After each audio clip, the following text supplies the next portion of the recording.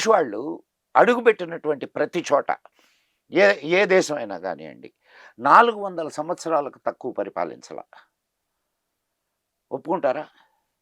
ఒక్క భారతదేశంలోనే 150 సంవత్సరాలు మాత్రమే పరిపాలించగలిగారు. కారణం ఏమిటంటారు?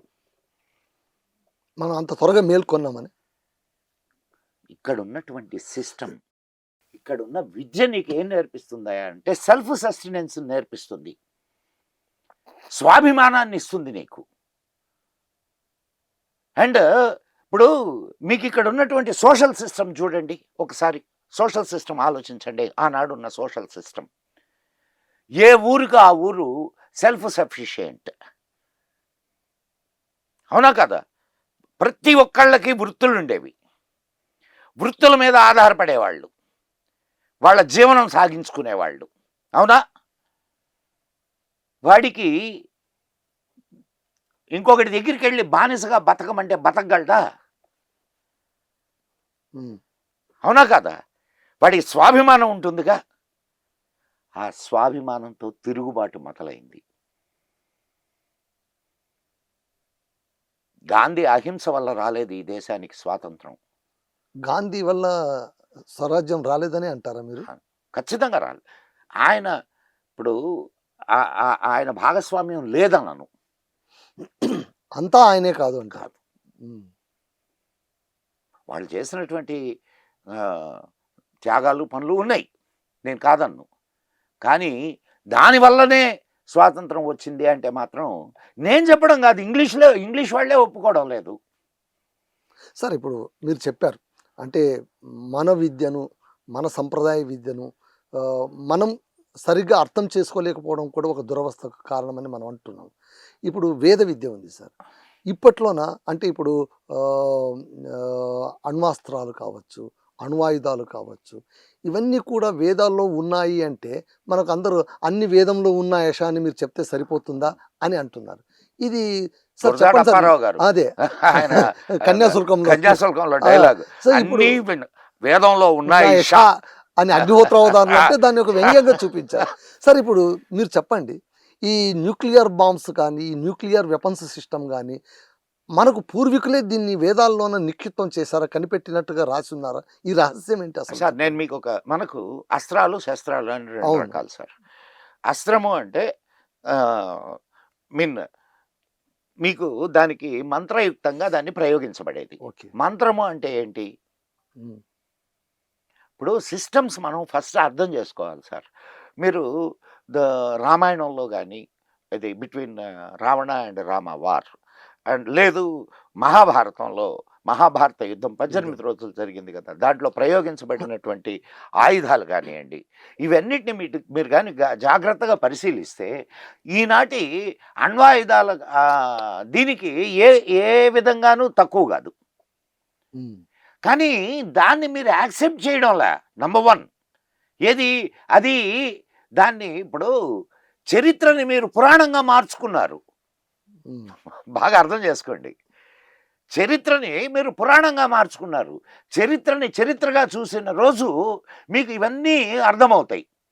అండ్ ఇప్పుడు ఆ రోజు లేదు అని ఎందుకు అనుకుంటున్నారు చెప్పండి నాకు? కాకపోతే ఈ రోజున్న రూపంలో ఆ రోజు ఉండకపోవచ్చు. That's a different issue. అదే పాశుపతాస్త్రము, వారుణాస్త్రాలు ఉన్నాయి, బ్రహ్మాస్త్రము ఉన్నాయి. ఈరోజు కూడా ఇప్పుడు బజ్ బాంబ్ ఎవరు కనుక్కున్నారు సార్? జర్మనీకి ఇక్కడి నుంచి ఒక పండితుడిని తీసుకెళ్లారు తెలుసా మీకు?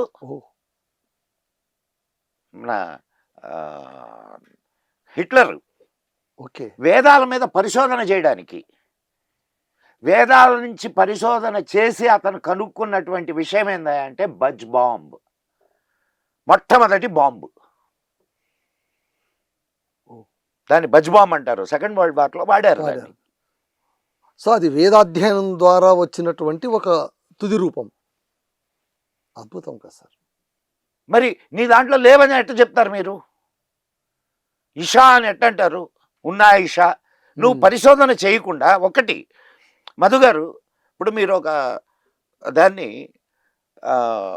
ఖండించాలన్నా లేదా సమర్థించాలన్నా మొట్టమొదట చేయాల్సిన పని ఏమిటి? అధ్యయనం. అధ్యయనమే చేయకుండా దీంట్లో లేవు, ఇది ఉత్త బోగసు అని మాట్లాడడం ఎంతవరకు కరెక్టు? అవునా కదా? సో నీకు నీ నీ శాస్త్రాలు గొప్పవి కాదు, నీ లాంగ్వేజ్ గొప్పది కాదు, నీ విద్య గొప్పది కాదు. నువ్వు ఒక బానిసగానే బ్రతకాలి. బానిసగా ఉంటేనే వాళ్ళకు ఓట్లు పడతాయి. నీకు తెలివి వస్తే వాడిని ప్రశ్నించడం మొదలెడతావు కదా. అవును సార్. ఇప్పుడు ఇంకొకటి, యుద్ధాలు అప్పుడు ఉన్నాయి, ఇప్పుడు ఉన్నాయి. ఇప్పటి యుద్ధాలు మీరు ఉక్రెయిన్ దాడులు ఇవన్నీ చూస్తుంటే రాత్రిపూట కూడా చేసేస్తున్నారు. గుట్టు చప్పుడు కాకుండా బాంబులు ప్రయోగించడం, జనావాసాలపైన బాంబు దాడి చేయడం, విచక్షణారహితంగా జరుగుతున్న యుద్ధాలు ఇప్పుడు చూస్తున్నాం. కానీ కురుక్షేత్ర యుద్ధం సూర్యోదయం నుంచి సూర్యాస్తమయం దాకే అన్న ఏదో ఒక నియమం ఉండిందంట. అది నిజమేనా? మీకు ఒక చిన్న, అదొకటే నియమం కాదు, చాలా నియమాలు ఉండేవి. ఉమ్. చాలా నియమాలు, యుద్ధ నియమాలు యుద్ధ చాలా నియమాలు. ఉన్నాయి. మీకు కొన్ని చెప్తాను నేను. అంటే మనం మనం మనం ఆ, భారతదేశం దెబ్బతినడానికి that is one of the reason also. ఓహ్.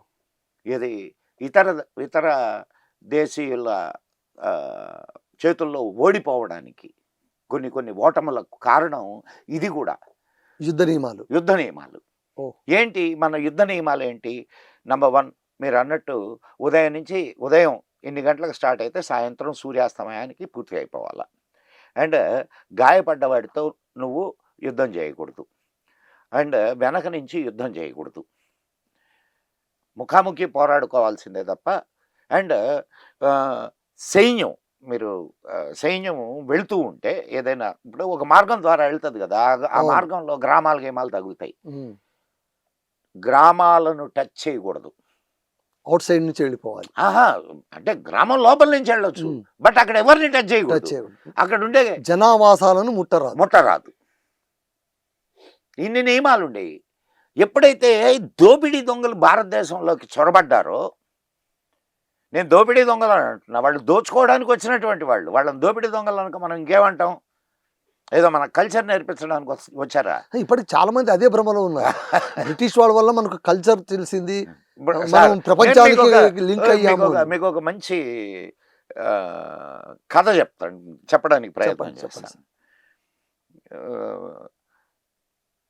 మధు గారింట్లో దొంగలు పడ్డారు. దోచుకోవడానికి వచ్చిన వాళ్ళు నిచ్చెన ఒక గుణపం తీసుకొని వచ్చారు,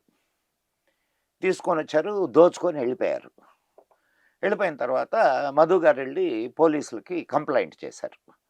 పోలీసులు వచ్చి అంతా పరిశీలించి మీరెంత అదృష్టవంతులండి,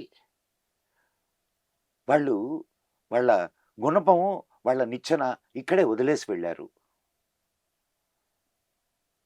ఇది మైండ్ సెట్. మనకు రైల్వేస్ ఇచ్చారు, రోడ్లు వేశారు, ఎలక్ట్రిసిటీ ఇచ్చారు. మనం దోచుకోవడానికి వాళ్ళకి కావలసినటువంటి ఇప్పుడు మధు గారు సంతోషపడాలనా బాధపడాలనా? అంతే కదా.